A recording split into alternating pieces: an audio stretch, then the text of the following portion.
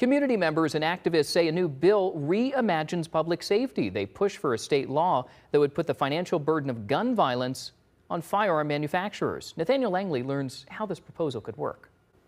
Daniel, the Responsibility in Firearm Legislation Act, or RIFL Act, would require gun manufacturers to obtain a state license. Supporters see it as improving accountability, but critics question who the burden falls onto.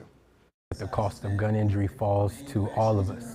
Dr. Anthony Douglas sees gun violence in his operating room. Young and old, children and men and women, pregnant women. But the University of Chicago surgical resident says he's turning grief into policy.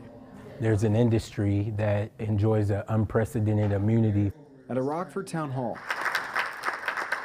Douglas advocates for Illinois lawmakers to pass the RIFL Act, or Responsibility in Firearm Legislation.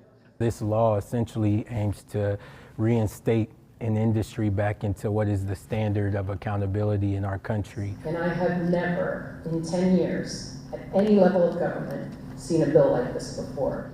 Gun companies would have to pay for a license to operate in the state. The more their firearms are recovered at incidents, the more their license costs. Instead of working against us as we fight to reduce gun violence, the RIFL Act gives firearm manufacturers a reason to work with us. A couple things that just don't make sense.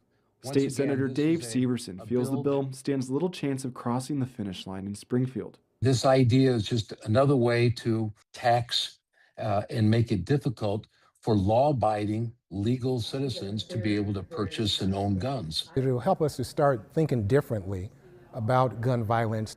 RIFL also establishes a fund to support nonprofits and victims, paid for by firearm makers. We want to take the mic from them and actually have a rational discussion on what makes the most sense.